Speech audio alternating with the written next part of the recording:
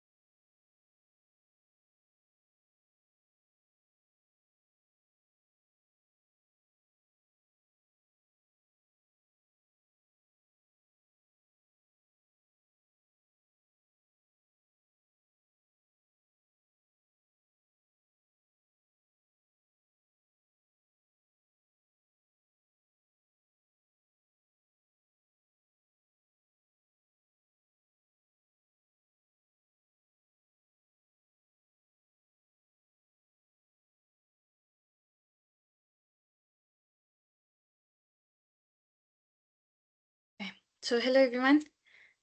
So, this is like week 9 that we are up, and likely 3 more weeks, and then this entire thing would be done, and this course would also be done. So, how are you guys feeling? How the course is going so far? It's like, okay, I'll first just briefly introduce myself. So, I'm Jagriti. I'm a PMRF fellow at IIT Gandhinagar, and I'm team for the course of Data Analytics with Python with Dr. A. Ramesh. So, people who are present today, how's it going for you? Is like, are you finding the lectures fine? How's the content? Is it too boring for you? Are you able to cope up things that we did till now? It's like, do you have problems or issues with any of the parts? So, recently we have been told to take few sessions that are only theoretical, few sessions that are only Python based. So, likely for the next session that would be for ours would be only Python based for mine session, and probably for another TA, I don't know whenever he is scheduled to. So likely in the next semester, sorry, in the next so week 10th session, we'll do only Python and we'll only do the implementation part. All we'll say all the functions that we have seen till now, and we'll go by them again, and the newer functions, the regressions, yeah, I guess regression, the summary fitting, model fitting, those all we'll look at again. So if you don't have anything to say, then we'll go ahead with this logistic regression. So last time we didn't do logistic regression because we thought that, okay, let's just add MLE into our system, then let's just add this linear regression into our system. So we just took things one by one. Then we did something about the categorical variables. We made them as dumb variables and then added to our model, and then did our method fitting again. So our model fitting again and again. But now there's a difference in between these two. Is like there's you have regression, but you have a linear regression and a logistic regression. So what's actually a difference in between both of them? So um, if one can say, do you all know what's the difference in between logistic and linear regression? Probably till now you might.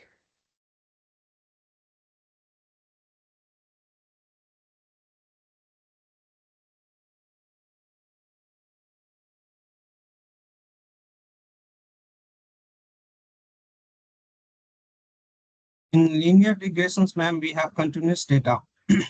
Yeah, And when it comes to logistic regressions, we have classified or maybe categorical data. exactly.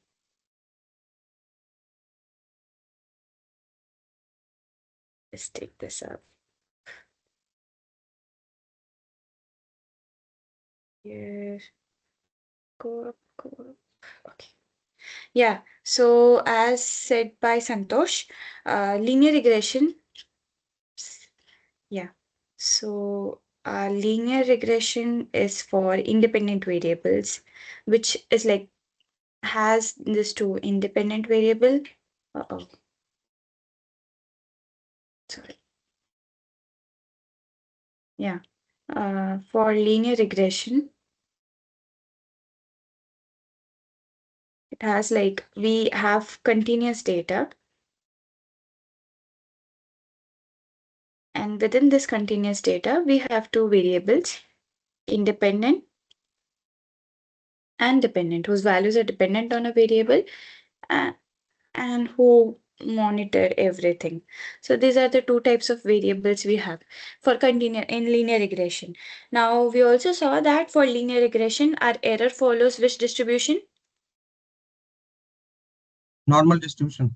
Exactly. So if it's a linear regression, we see that our error should follow normal distribution. Then and then only we can do the linear regression on our data. Then we saw that if we had a categorical data and it's not continuous, now it's like a split in here. Now if our independent variable became something as categorical data, we did its analysis by making a dummy variable there, right? We added a dummy variable into our data analysis. We made this dummy variable as a constant, and then we did our summary fitting model. Okay. But now let's say if our dependent variable also becomes a categorical variable, then what would we do? Then arises the field of logistic regression. So this is what we saw in last week's assignment, which was denoted by a function of logit or logit, however you may pronounce it. So then we find the summary for this particular logit function. So if our data dependent variable also becomes categorical, in what sense it can be? Let's say there are two categories of male and female, or there are two categories of let's say dice or something where it will come 0 or 1. If there are like okay, someone is voting for you and he or she wins or not does not win, so those are like categories that we can also expect in our dependent data, which is indeed is like the one that is having some relation with the independent data, right, with the x-axis, right? So there also you might need to do some classifications there and differentiate in between both of them. So for this lecture, our two agendas would be, so it's like for this week, our agenda is like we'll build the model and we'll see the Python analysis for the same that is being done in the session. So here is like same thing that we did now is like regression applications. The dependent variable will assume any two discrete values. So let's say in this case is like 0 and 1.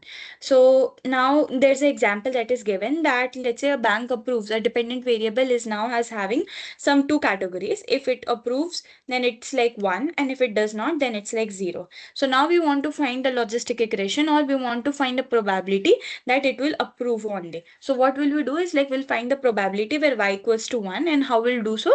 We'll do using logistic regression, because just so now we saw that okay, it follows this particular tree of lines that which one here? So it follows that okay, our data is continuous, it's categorical, and it's going to this. So what we'll do is like we'll do logistic regression in that case. Okay. So then they have said that okay, let's say we got the certain money and they are sending it to us, like just made up an example out of it, gave two purchases of 200 and more. If not, then they'll give a coupon to them also.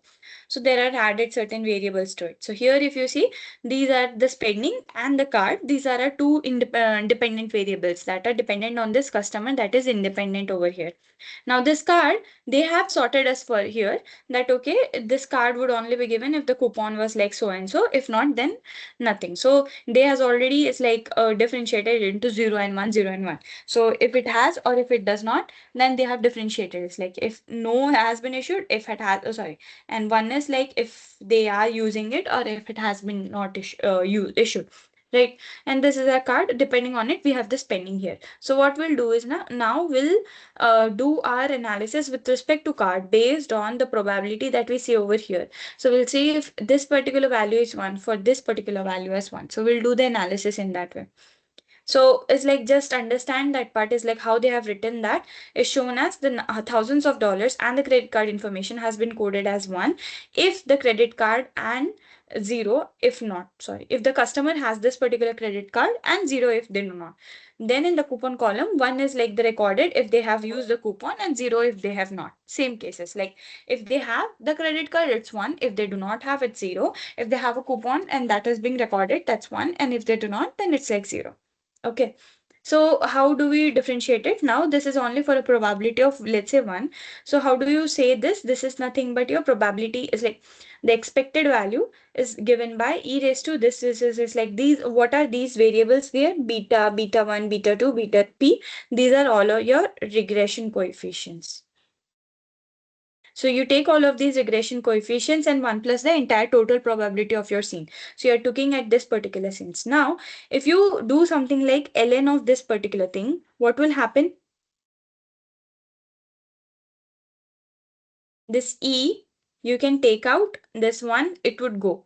So essentially what it means is like this, I'm just showing it for now sake, it will come eventually. What it means that ln of this particular expected function is directly your is function of your dependent variables of your regression coefficient, in a way that if you do not want to do log analysis, if you do not want to this exponential analysis for all of your coefficients and curve, indeed what you can do is like you can just take find all of these parameters, you can take the expectation of them and do the log of it. So you can also minimize on your analysis part there. Okay. So then how do you interpret it? So this is somehow the logistic regression is like where probability is 1 and these are all your independent variables. Here P denotes is like till nth independent variables. Okay. So it's like, let's say this kind of data. Now in this particular data, you won't be able to fit your data. So why not linear and why only logistic? That was the question in this particular slide. So what they have seen is like, if you fit this data with this particular line, or if you fit this data with this line, nothing would be a better mean to fit your data, that is this. So these pluses are your actual data. So you won't be able to actually fit that how and when your data actually went. So here in this case, this linear regression won't even help you. So what indeed you can do is like, you can go with the categorical one. You can try using is like, okay, for which category these variables are aligning, for which category these variables are aligning. Okay. One more thing was there that for this particular equation, now we just saw that this value for this dependent variable, it assumes two values. For our linear regression, the error was like it was following normal distribution. Here, the case won't be like that. It has two values to be accepted. Either it's 0 or it's 1. So what kind of distribution would it follow? Like it's categorical, right? And it's given that it has a probability of success and a failure. So it will follow a binomial distribution. Okay. So this can also be a legit difference in between a linear and logistic regression, that the errors follow these different distributions there. Okay, so you won't be able to differentiate there. Because of this binomial distribution, we'll see in further slides, shape of your curve also changes. Okay. So here, so they have given a logistic regression for this beta naught and B1. So if you see over here, it's gradually increasing. If you see it's gradually become to saturate, then if you go further, it's being saturated all over the world, right? So it's like now they say that, okay, these are their interpretations on that particular.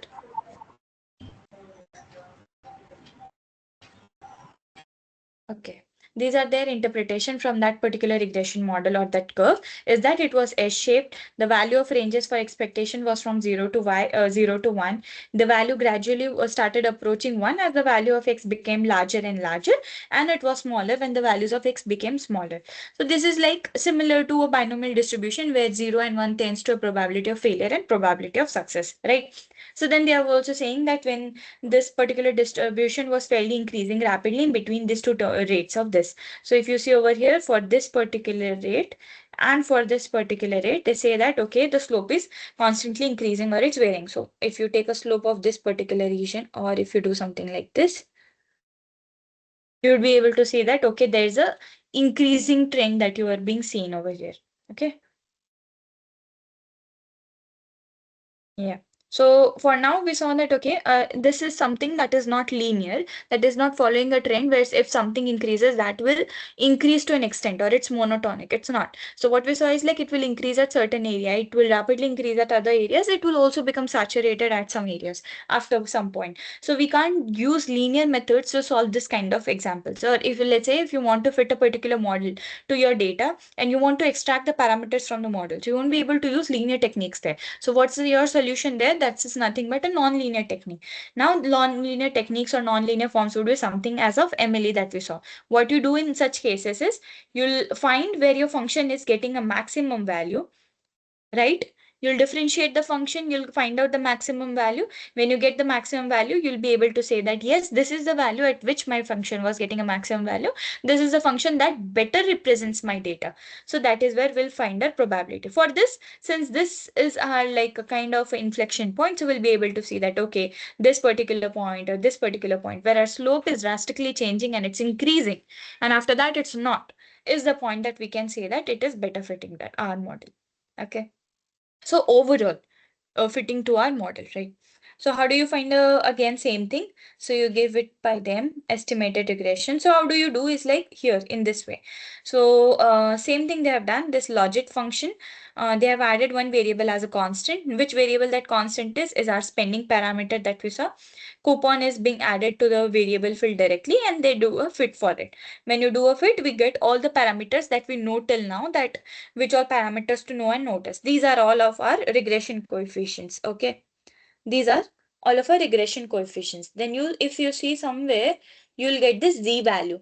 Now in logistic regression, you never do z statistic. These statistics are only implemented till you have a linear regression. So when do we do this? You do this when it's like when you are doing something as logistic regression. So this is called as g-Waltz test or z-Walt test, something like that. So this is also actually, it is checking for your entire significance for individual variable, but it's like overall for the entire model, right? So it's checking for independent individual variable, but it's checking for an entire model how your significance is, and then later follow like how we used to do for F test. So there's, if I can, yeah. So there's like this particular is like if you have a G stat, it's equivalent what you have is a F stat. Okay, this you do when it's like a linear. This you do when it's you have a logistic regression model, right? Now, you both using them, you tell the overall significance of the model for each independent regression coefficient. So for each of the independent regression coefficient, you'll do this test. Now here, what you'll do is like you'll do the t-test, and here you do the z-test. Likely, I guess so. G stat, F stat, yeah. So t-test to test the overall model, and here you do the z-test to test the overall model. Okay, so this is the z-Walt test, or this term that is given over here is the Walt test. Okay, so this statistic that you see over here are for the same. And when you want to find the regression coefficient, you make a coefficient of these values. So this is your first constant, this is x1, this is your x2. So accordingly, you'll be able to form your variables. So how do you interpret the variables? So what we saw previously, 0 if they do not use, 1 if they do use, x2 is like if they do not have a credit card, 1 is if they have a credit card, x1 is your annual spending that does not have any categorical variable. So then you directly add those regression coefficients into it. So you found the regression coefficients here. It's negative 2.1464, 1.0987, 0.3416. So when you add these values all over here, so negative 1.0, 0.34, you add the values, you'll get your equation of the logistic regression. Now let's say if you want to find the probability of the same. So what you'll do is like, you'll go ahead with this particular equation. So probability when it's 1, when you are having that, okay, when someone has the credit card and like for the next case, they do not have, is like that's your entire probability. You get the probability as this. If you find it using the y hat also, you get the same value.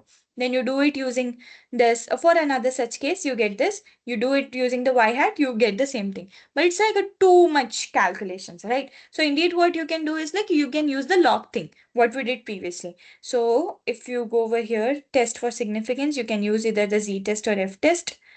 G statistic, we saw that, okay, if it's not true, it will follow a chi-square distribution over here where degree of freedom is equals to the number of independent variable in the model. So here the degree of freedom is not equals to n minus 1. It is equals to number of the independent variable in your model. Okay.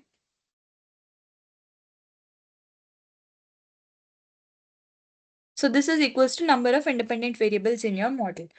And then when you again see your results, so here you get something as log likelihood and this log likelihood null. So for both of them, you see some negative values have been shown that might have a relation with them. But if you see your card spending, your spending, the z values, your probability regression coefficients, the error values, this probability that you're getting all is similar to the values that you obtained previously. So you get direct results. Now, if you want to find a G statistic, there is a formula for the same, but there's no need because it's not that widely known. So it's fine and nothing comes as like from this G statistics. So it's like negative 2 ln of the likelihood without the variable, likelihood with the variable. What was your likelihood? This is your likelihood with and without the variable. So you get this negative 60, that's without. You get a log of this particular part. So what that means is like no, when it comes up, it will be negative, negative plus. Okay. So you get something like 13.628. Now, how to interpret these values? Yeah. So how to interpret these values is like you'll be able to see that for each particular G statistic unit, how much is your per unit increase in your data, right? So how much per unit are you able to check that how much value is being increased? So here for this case, it's like this much unit of increase is there. So you can say that for this particular unit of increase, your data would be significant at an overall model scale. Okay. So this was for 38. Yeah, yes. Then we go again. Now we are just continuing with the significance test that we just saw. So for G statistic, we just saw that it follows a chi-square distribution and we'll do chi-square statistic for the same. So you did the PDF and you found this result. Now why 2 is there? Because for our previous data, we had like 0 and 1. So there were two independent variables for a categorical variable. So hence 2. Why? Because this particular degree of freedom for the G statistic is equals to number of degree of freedom of the number of independent variable, that is like 2. It's not n minus 1. Okay. So then how you do is like you do the z test wall test. So you do these things. What you have over here are the coefficient values for these particular terms. Okay. There's also a formula to compute the wall test. You get the standard error for this regression coefficient. So standard error for each regression coefficient is also given in this particular standard error table. And then you get the coefficient from here. So you get the coefficient from this, you get the standard error from this, you compute the level of significance that is needed for each of these particular values. So if you divide these by this, you'll be getting this z value of the tables that you have there. Okay. Let's just delete those. Let's just delete this one also. Okay. Okay. So then, okay, how they are checking that now level of interpretation. So how do you interpret this term? So you interpret it like how much level or per unit price has been increased, right? So how do you check that? Here you checked it using this odds ratio. What is odds ratio? Is the probability of success is nothing but similar to how you do binomial distribution. How you write for binomial distribution, you do something, right? That if A comes where B has already occurred, right? Something like this. So here what you do is like you'll find the probability of odds, and that is nothing but your probability of success by the probability of failure. Okay, so if let's say our probability of success is P as we usually do, and probability of failure is Q, that is nothing but 1 minus P, your entire ratio is this. So things where it exists and it's true, things where it does not exist and that is also true. So this is your probability of odds. So this is how you interpret this logistic regression equation. Okay. So these are nothing but only for the independent variables. So how do you see the odds ratio? This is nothing but odds of 1 by odds of 0. So this will tell you about the impact on the odds of a per unit 1 unit increase in only one of the independent variables. So because you are computing these values for a single variable. Probability of success for one variable divided by probability of failure of the same variable. So this will only tell you about the unit increase in only one of the independent variable, but not about the entire population that you are checking for. For that, G statistic will help you. So how do you interpret in this case? Is like it will tell you that the effect of this increasing in the independent variable, let's say what you had is x2. So here if you compute for this all of the probabilities, you get some 3 here, you get 0.6, you get 0.235, just input those values in there. So what you see is like the credit card are 3 times greater than the estimated odds in using the coupon for customers who spend this and do not have a credit card. So you can just directly compare for how many percent increase also that thing is valid. So you have some quantitative metrics here to compute for them, right? So again, how to interpret them is like, then you try for different variables, you try for different situations, and then see that how many times it has been increased or how likely it is to be significant. Okay. So this odds ratio, there's also another term how you define this odds ratio is by e raised to beta 1. So what we did previously. So how this, if you take log of this particular term,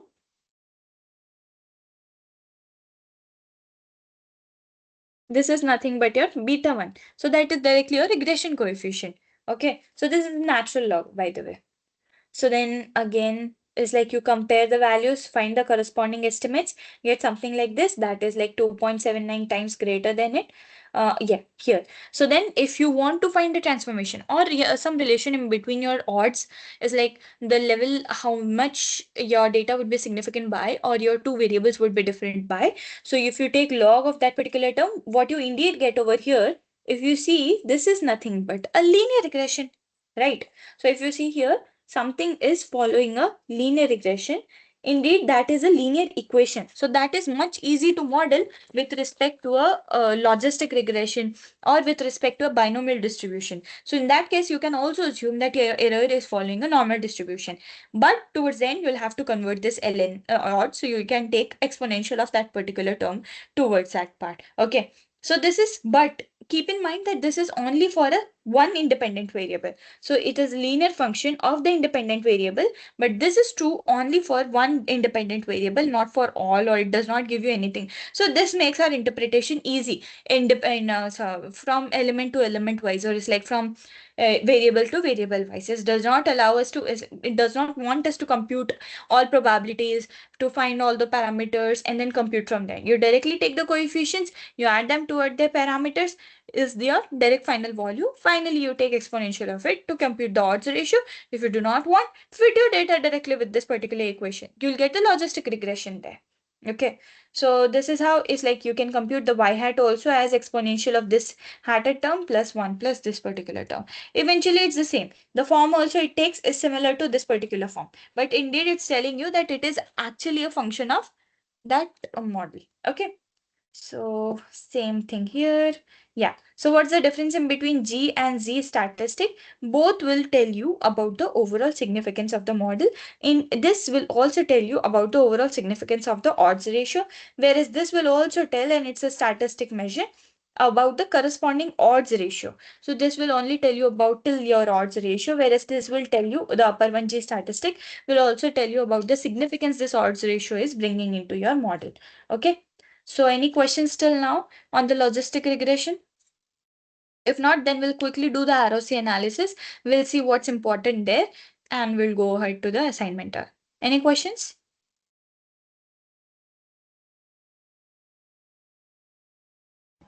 No, ma'am. Okay.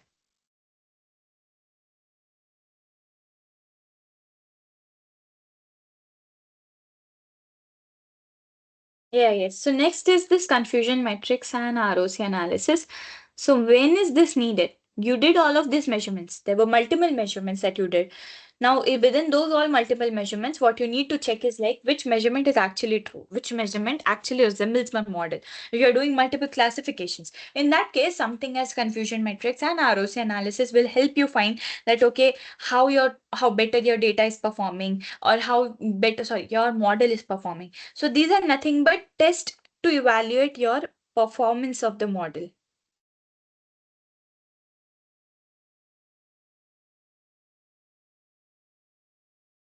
Okay, so this will only check about your model performance and not more. It's like this will finally help you to say that okay, your model is this and this percent correct, and it won't follow after this much or after further no, so after certain error comes, it won't be true after those particular errors. Okay, so yeah, the full form of ROC is nothing but receiver operator characteristic curve.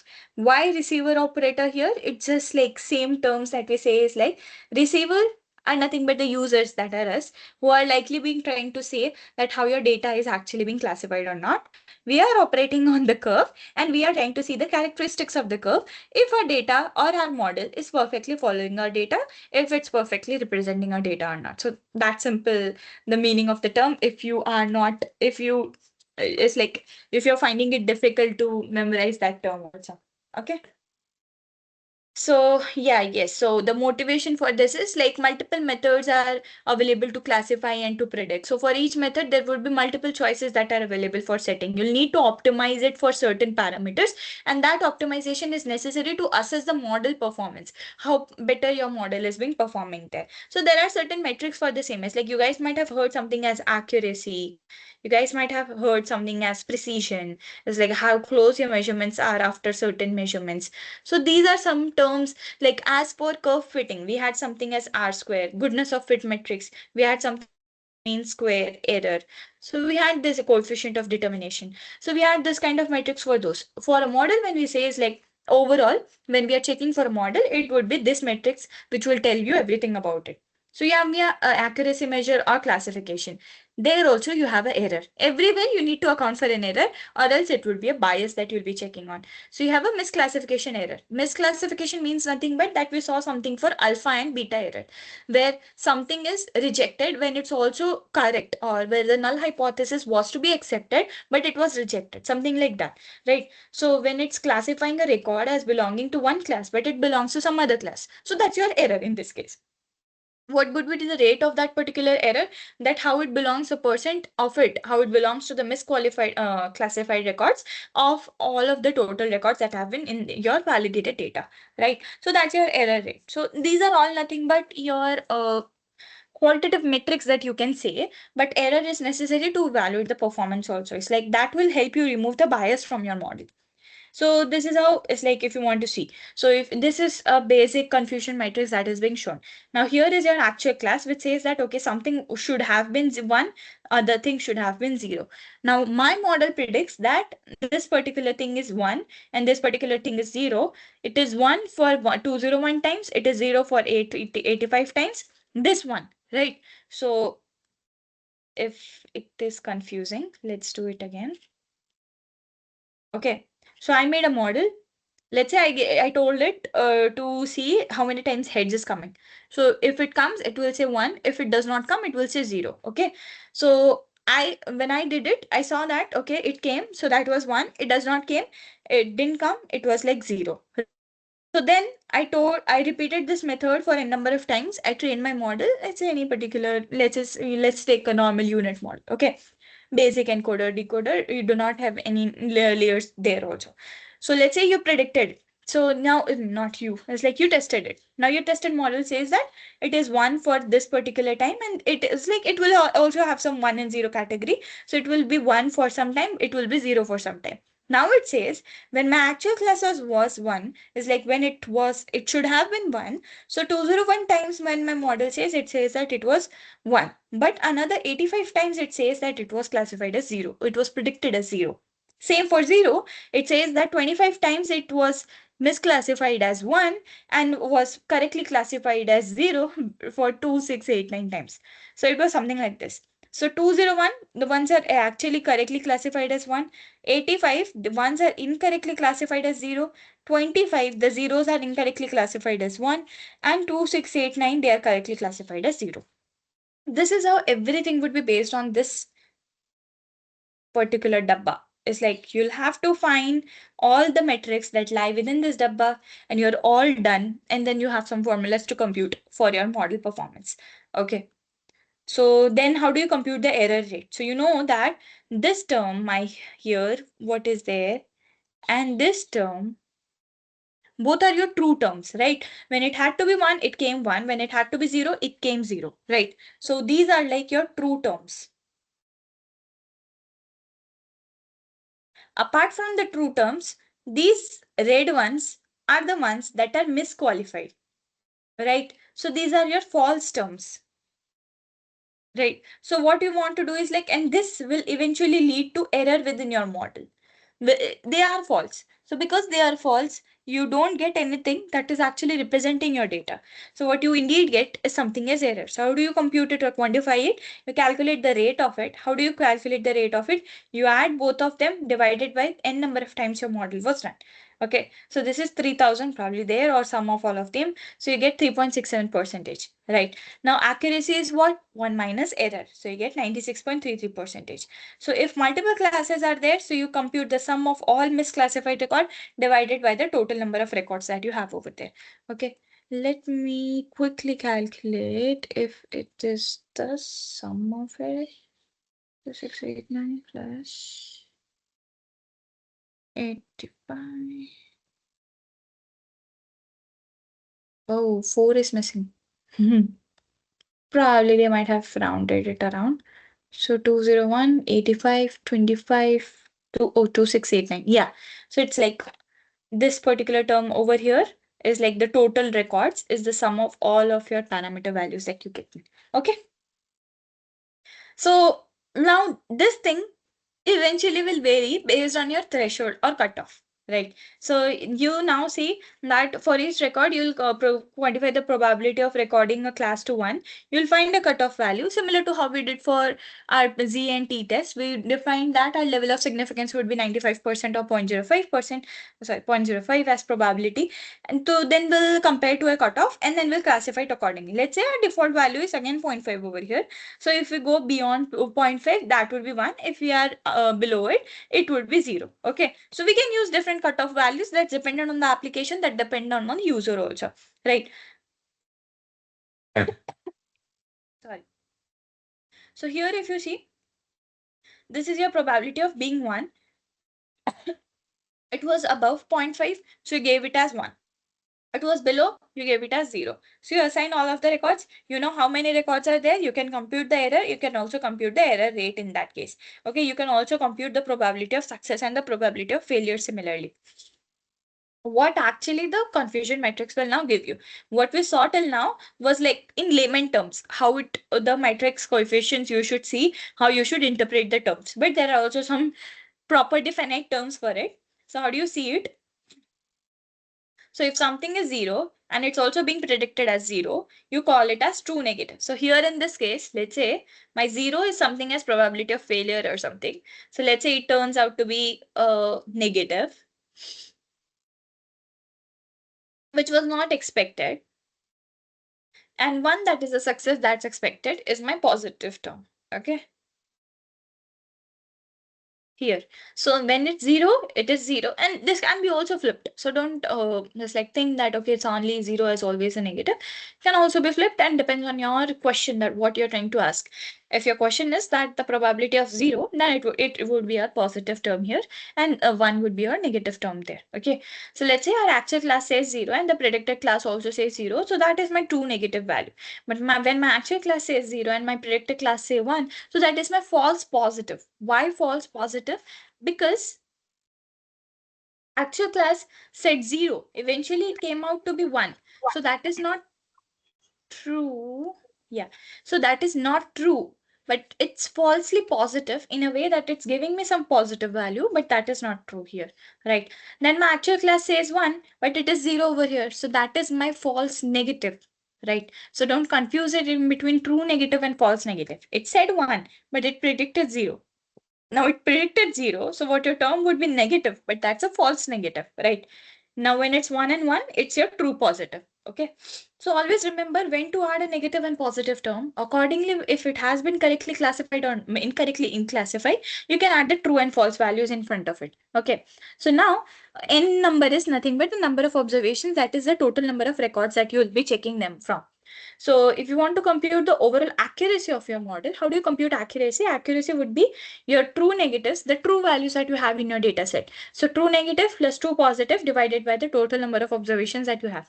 Then there's also something as sensitivity of your model. How sensitive is your model to some X% of your data? If it varies to, let's say, we bought ice cream from, let's say, 10 stores. we took an average from the 10 stores, our value came out to be similar. Let's say next time some shop has that magnum bar or something like magnum bar or something comes up, and that would be too expensive, right? So when some German ice cream, something like that comes up, that's too expensive. Our average would be entirely shifted towards that particular one value, and everyone would say that why chocobar is not that expensive, it's very costly, cost inexpensive. So how come your values are differing that particular fastly? So, and if your model is to see is like for n number of vendors how your values are coming out to be, you will be able to assess it using this quantitative parameter, that is nothing but sensitivity of your model. So you compute the sensitivity as how many times it is true divided by how many times there are this particular true positive, because you're taking a ratio with respect to that value, and plus how many times it was falsely negative. Okay, so why false and negative? Because you need to check here for the negative values and you're only checking for the true class. Sensitivity is only for the true class. So that will say the true positive divided by the ratio of the true positive plus this false negative, right? Similarly, you have something as true negative. So that is nothing but your specificity. Specificity will tell you that how many times this thing was likely to happen. Okay, so that is that you have your true negatives, that okay, this was likely to happen, it came out to be there, plus you have your false positive, that how many times it came out to be. Okay, so this is something as okay, if that shop doesn't have to be there, then our errors would not have been there. So then there are, it's like you have your overall rate. Error is nothing but you take all the false values, you divide it by the total number of observation. If it's the negative error rate, you'll take the false negative divided by this particular. Now, if you see something over here, there's a relation. You see over here, there are true positives here, there are false negatives here, right? In this table only. You see here, this values. There's true negative here, and for the false positive error rate, there's false positive here. True negative, false positive. Okay, understood? What is false negative error rate? False negative is like the ratio of false negative to false negative. You get something as false negative where false negative, this one, plus your true positive rate. You have false positive error rate, you get a positive rate divided by this plus your true negative rate. Okay. So now what will you do? You need to understand that if one of them increases, the other will, what will happen to the other? Will it increase or decrease?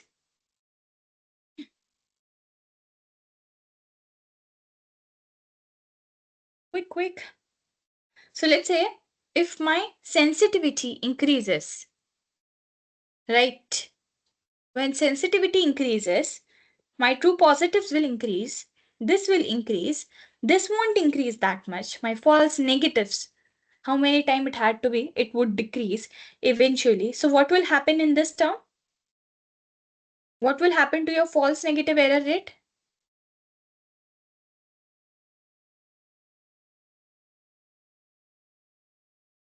It will be close to 1, I think.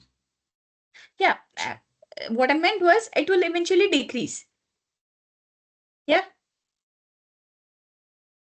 But Right, if you right. yes. So when it decreases, you see there's this particular term. When it decreases, you see that this has been increased. Also, probably the total numerator increased, right? So if you go towards specificity, when your sensitivity increases, specificity, how likely that particular error thing was likely to happen, will also decrease, and your false error rate will increase. Now, when your false positive error rate increases, your sensitivity increases. That also tells you that even when your data or your model is that sensitive, or your sensitivity of your model accuracy is that high, you also have some error accompanied with it. Okay, so that false positive error is also crucial. It's like sometimes people miss out these things. People won't compute false positive errors. People will only do for sensitivity and specificity, but you are always biased with this particular error rate over here. So you need to compute them also, and you need to report with them with your model whenever you're trying to do something as learning or something with your data analysis. Okay. So these things, when one particular class, it's important to identify members in it. So there are different applications for it. So this is only for, it's like mandate when we are willing to tolerate some greater term of error, and when it's needed when you need to give an attention to a particular model. So this is something, if you try and see, is like something as attention layers. Something where you do is like, okay, you'll only pay attention, or you'll only add some added weights to one particular layer, and you won't add to another layer, so that everything is biased on that layer, and that layer will do much of the part of the work, whereas others won't, and they are only for some, let's say, classification or post processing, something like those. So that one layer is the only layer that will tell you or assess the performance of your model. If you want to do things like that, and then you can only compute the error that is being given for that particular layer, and not about your entire particular model. So that way you can neglect this error terms, neglect it for the entire model. But if not, and you are looking at the entire train, you're looking at the entire error that is going to give you, then you compute the error rates. These rates are then essential at that particular term. Okay. So then you have something as receiver operator characteristics. These are like, you get a curve. Okay. So how do you make this curve? This is nothing but your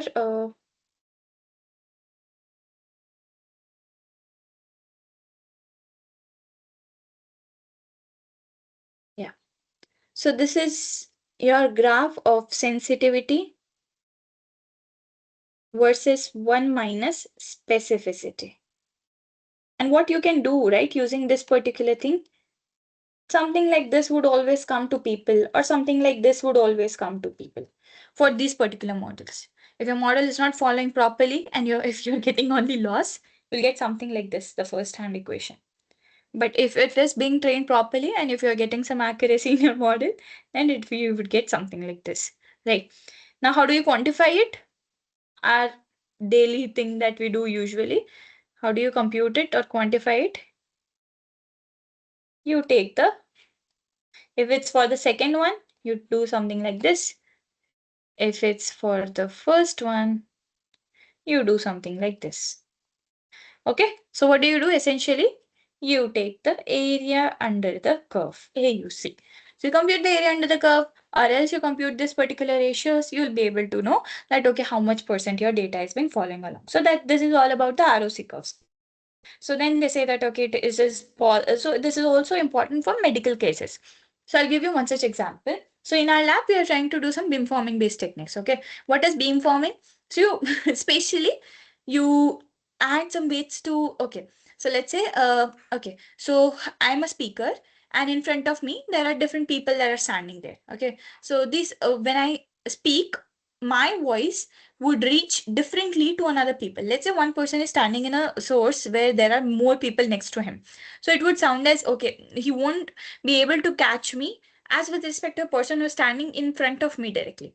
Let's say another person who's also standing away from me, but does not have any person next to him, but he's standing at a very far location. So you also won't be able to catch me at that rate at a center person who is able to. So in such cases, it will be like, okay, how much the person is being able to is like, it is being able to hear me up. Now, how can I increase the efficiency, or how loud can I speak, or what type of microphone can I use if the person that is standing to the left of me and person standing right to me can also hear me properly or audibly or not. So there will need to is like, I can tune my voice, I can use a microphone, I can use an amplifier, something like that. So how do you know? It's like, what variables can you use? How can you tune your data so that you can get something like that? So these are like terms, or even research questions that people are trying to solve. So the similar field is like something, it's like in the field of signal processing, it's called as beamforming, where you try and see that how accurate your model would be, or how accurate your beamforming would be. So at what particular variable value, it's like when the signal will reach to your element transducer, and then when you'll be able to quantify it or adapt to it, right? So then you can also tell that, okay, for this particular value, it reached properly. Let's say next example, what they say over here is for the presence of a disease. So I'll say, okay, for my certain tissue, I say that I have been given like, say for 10 tissue samples, and for n number of tissue samples, they have given me some histopathological reports. And from the reports, they say that, okay, for one tissue, it would be fibrotic stage. For one tissue, it's like inflammation. For another tissue, it's like scarring. For another tissue, it's like it's been the healing stage. Another tissue is like a tumorous stage. Another is like benign, malignant, and all sort of things. Me using my own models, I found the actual parameters. Now I'm giving it to my model data. My model is predicting something. Towards eventually at the end, it will only predict if it's positive or negative. It will only tell me if it's 1 or a 0. Now from that 1 or 0, I'll have to check and classify further if it's in between all of the ranges of the tissues that I just mentioned. What measurements would that be? Would be on that particular tuning parameters that you're looking at. So those tuning parameters or variables would be something that comes after this ROC curves. Okay. So that was just a brief. And then what all can you compute from this ROC analysis? You can also compute the true positives, you can compute true negatives, false positives, true negatives. Something that we just had is like test that states you have a disease when you do not have a disease, right? Oh, sorry, when you do have a disease. So that's a true positive. True negative when you do not have. False positive, you say that you have a disease, but you do not have a disease. That's a false positive. False negative when you do not have, but you do, right? Something like that. So these are like, and then they gave us an example. So this test with or without a disease, this will also vary how your threshold is. So if your threshold is something like this, in the center, people say that this patients are negative, this patients, let's call it positive. If your threshold was in the center, like it's there, here one, this threshold, so then you'll say that this particular area of mine is true positive. But I'll also say this area right here is my false positive. Okay. Then I'll say for this particular other area, this is my true negative. But there's this area right here is my false negative. Okay. So these are the values that are not correct. Now let's say if I move my threshold. When I move my threshold, my area of saying that it's false positive or it's true or false negative would eventually decrease. It would be like this also from this region. It would be like this also from this region. So that is how, depends on the application or the research question that you're trying to ask over there. Okay. So moving the threshold here and there, you'll be able to know. So outcome of this probability is probability. How you want to make a binary prediction. So you'll say that, okay, it will predict something yes, or it will predict something no as negative or not. So what values can you take for it? If it's too large, then it would be always too positive. So the threshold will also based on that. So this was the parameter that I was saying that it comes after the ROC analysis, the thresholding parameter. Based on this threshold value, you'll be able to compute and you'll be able to see how probably well your data is being fitting to your model or not. Okay, so these are how you selected threshold value. Okay, so this is how your entire data is. So we are back to this are alpha and beta errors. Okay, so what you have over here is your sensitivity. This is our specificity. The type 1 error is your alpha error. The type 2 error is your beta error.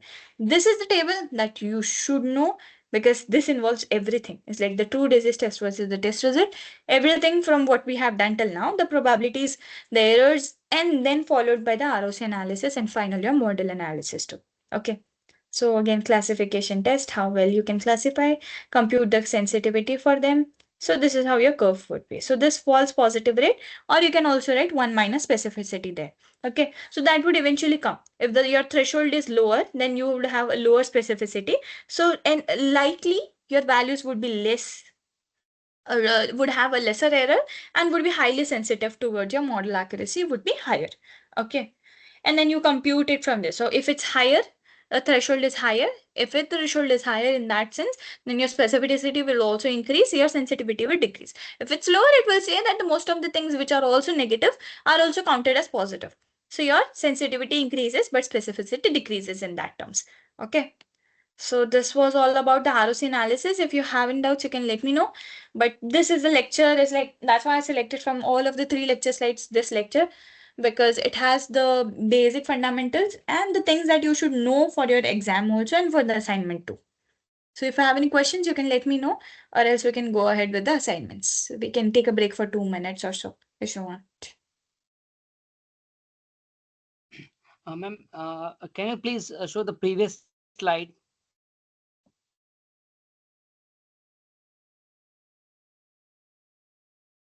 No, the previous one, which is talking about threshold and sensitivity.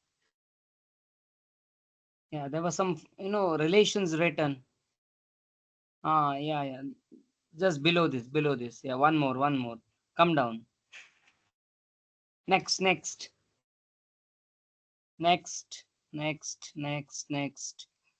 Yeah, okay. Yeah, this one.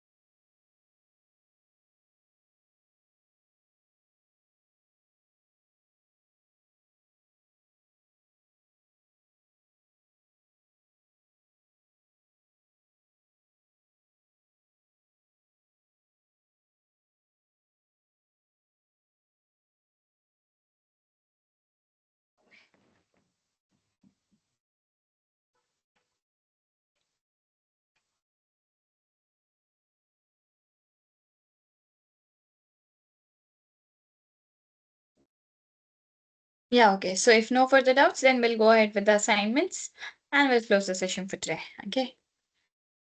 Okay. Assignment questions. So I hope everyone answers the questions if they know, and if they do not know, feel free to speak. It's like if you do not speak now, you'll be able to do the assignments that's due for you. Okay.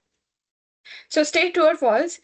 Is there a difference? So it says that there's no difference in between expectation of 1x plus your y term as 1x plus e.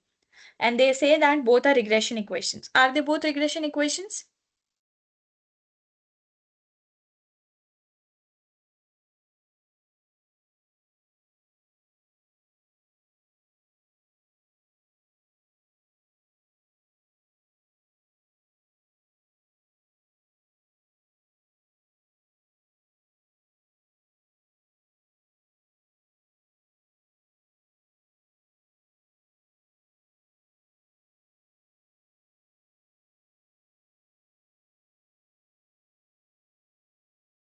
Any guesses?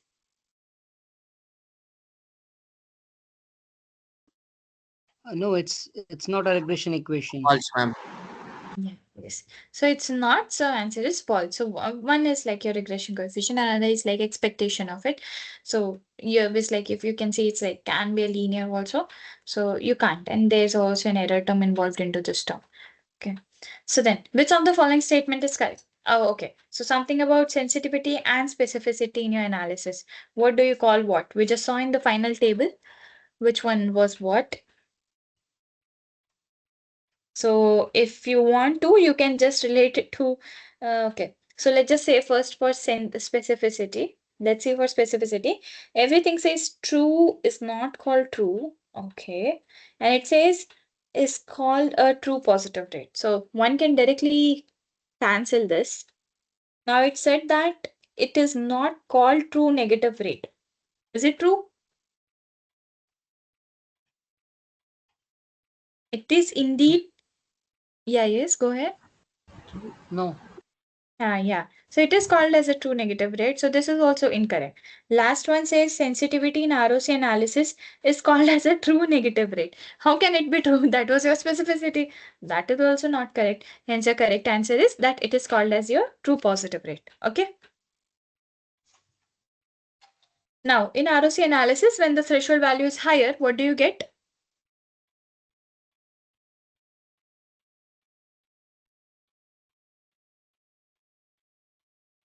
So we saw something as when threshold was higher, specificity. Okay, let's not do it in direct words. So we saw that when threshold was getting higher, your term of likely getting false positives and something of getting true negatives increased. When this happened, what happens to your true positive rate and what happens to your false negative rates? They decrease. So what's the answer for it? Sensitivity decreases. Yeah, yes. So your sensitivity decreases when the threshold value is higher. Okay, and your specificity decreases. Wait, sorry, specificity increases. So this could have been it increases. If it's like a multiple choice question. Okay. Sensitivity in ROC analysis is defined by what? Okay, just final formula. We can directly just look at the numerator and say the formula. It's like this term, these things are something that you would likely get confused, but these are something that you should know. Sorry? Last one. Yeah, yes, last one. So it's true positive by the ratio of true positive plus your false negative. Okay. In ROC analysis, a classifier is called as good if it has what? So let's say if it's more, if it has a good sensitivity, if it has a lesser specificity. So in terms of those terms, how do you define this? High TPR, low FPR. Exactly. So you want a higher true positive rate and we want a lower false positive rate. Okay. Now, For this one, you can call compute recall. Now we didn't find we didn't do for recall. Probably I also didn't saw, but the formula for recall is something like you find your true positives divided by it's a ratio of your true positives plus your false negative. Something similar to your sensitivity, but it has a false positive rate here. Okay. So what would be your answer?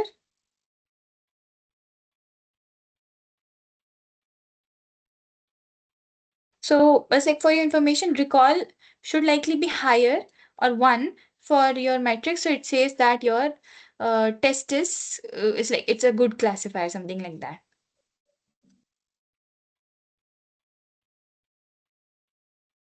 0.8. 0.8. Let me cross check. Yeah, yes. State true or false if precision is inversely proportional to recall or not. So you all know what precision is? Precision is after getting something as accurate, you see how close your values are to that particular value. So that is your precision. Recall is something similar to your sensitivity, how accurate your values can be. So are they both same or are they both inversely proportional to each other?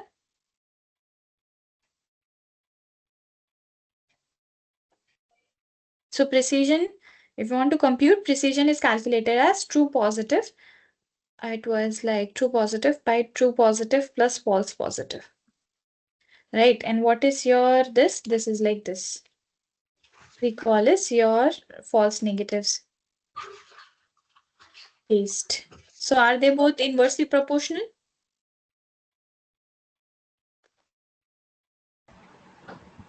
No. Yes. So they are not. Right?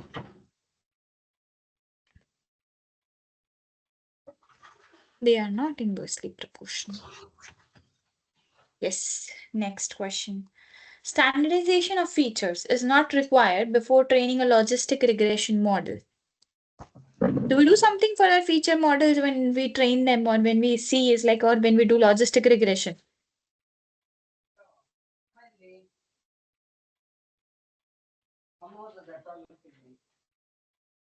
Standardization is needed, no, ma'am. Okay. So do you do something to your methods or so let's say, okay, I made my data, right? So after making that data, apart from seeing for the categorical variable, do we do something as do we normalize our data or do we bring our data into a specific format that it needs to be performed or do we directly do the test?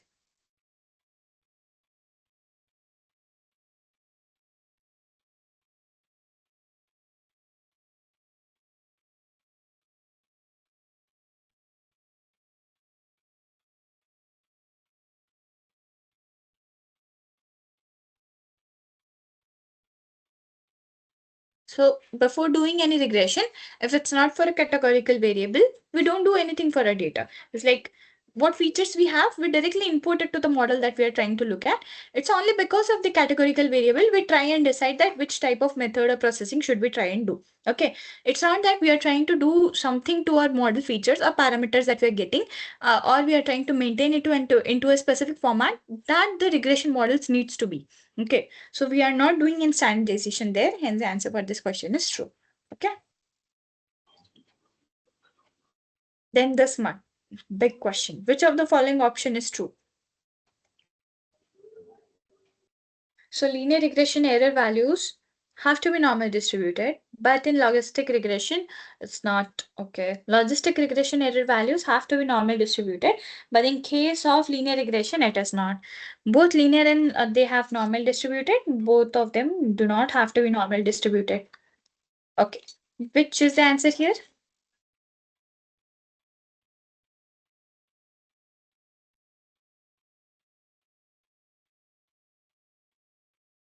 Any guesses? It's like we repeated it n number of times again and again.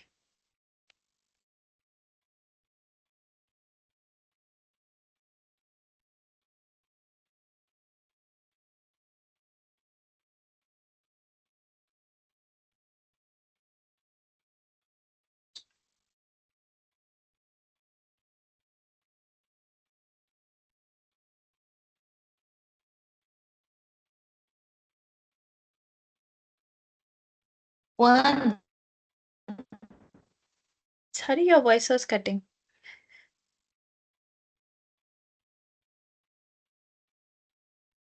Yeah, so the answer for this question is option A, where it says that linear regression errors have to be normally distributed. In case of logistic, it does not is the case, because in logistic regression, it can be binomial if a dependent variable is categorical, and then it would follow, the error would follow binomial distribution. Okay. Last question, which of the following is true regarding the logistic function for Ma'am, pause. For the yes, previous one, is it option B or option A? Is it option A, linear regression errors have to be normally or logistic regression errors? linear. So linear have to be normally distributed, and logistic regression, if a dependent variable is categorically placed, then it would be like having two values in it. So it would follow a binomial distribution. Okay. Yeah, next.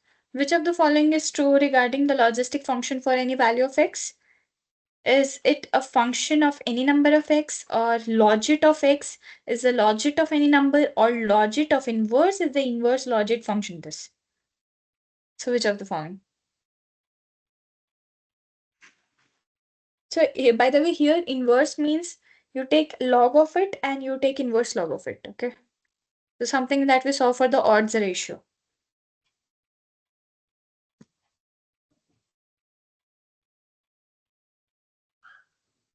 Where when something was odds is equals to had something as e raised to some x value, when it was like log of odds, it was like x value. That was your regression coefficient. So which one of the following follows here?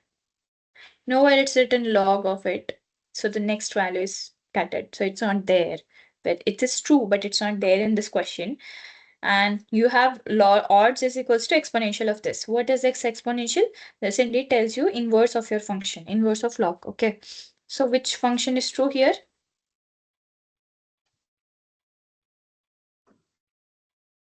This is the function that we are trying to compute. So this is a logit function. Now which is true?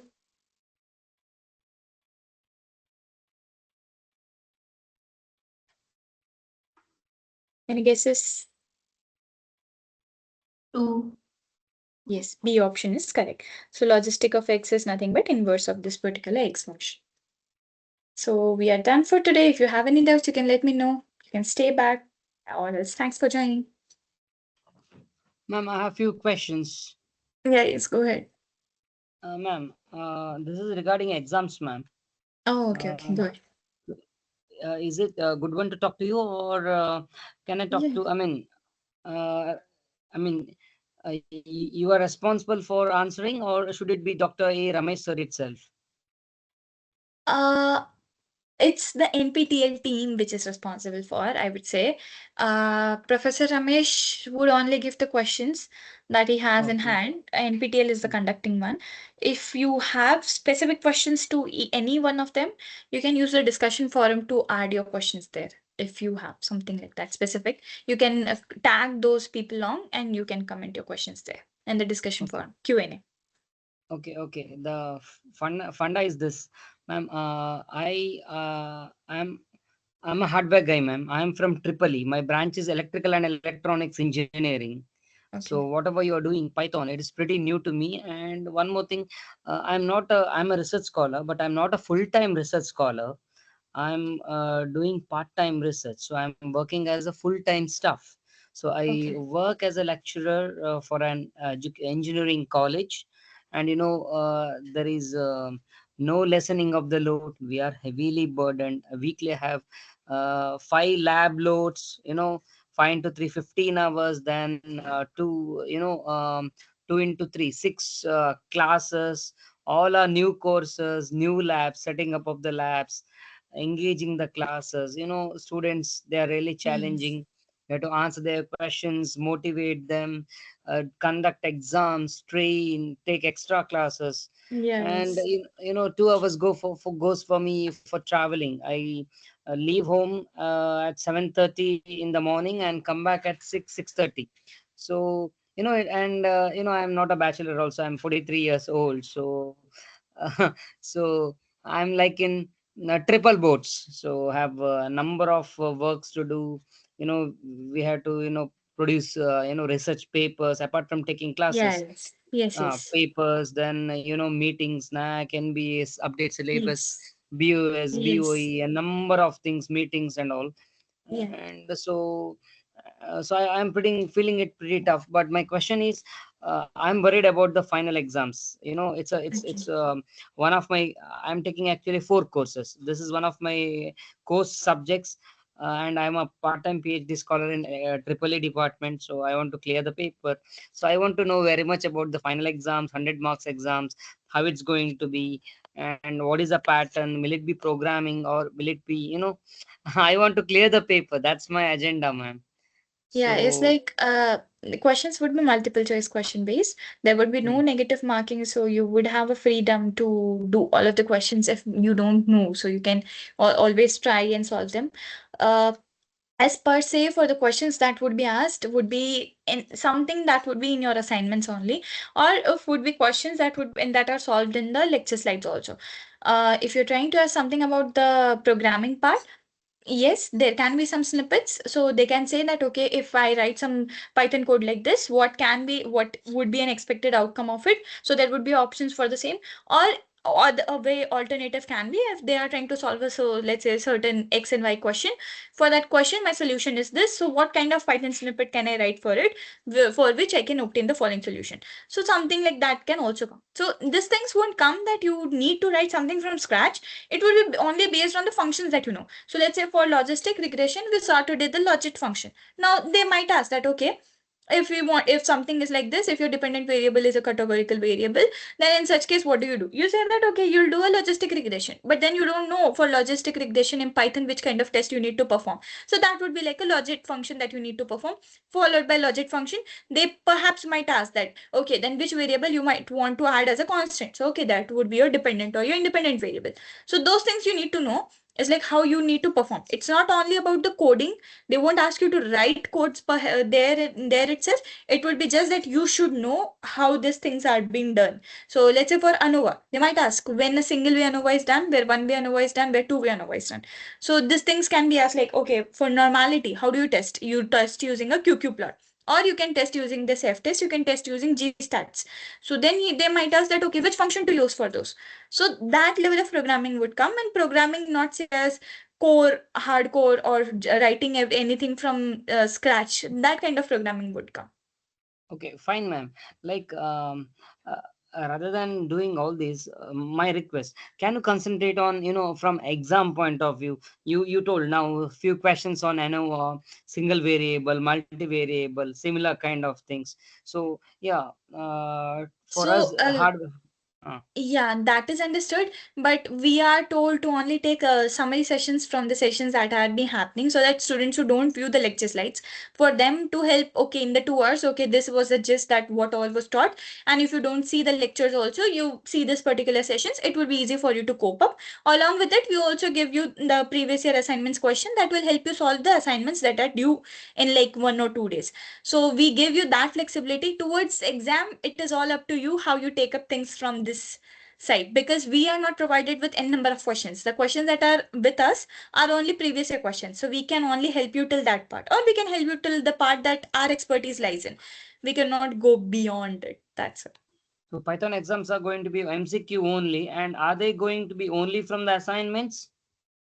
No, it's not childless. Like from assignments, it can be like can follow similar pattern.